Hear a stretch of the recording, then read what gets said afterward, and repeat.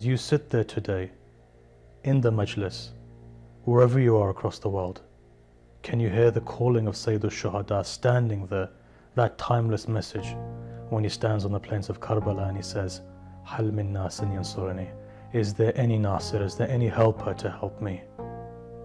Each one of you know the reply to that, and each one of you know that within your blood, that reply is Labbaika ya Hussein. In every place, in all lands, today, Sayyid al-Shuhada has been commemorated. But why do we do this, and how has it survived?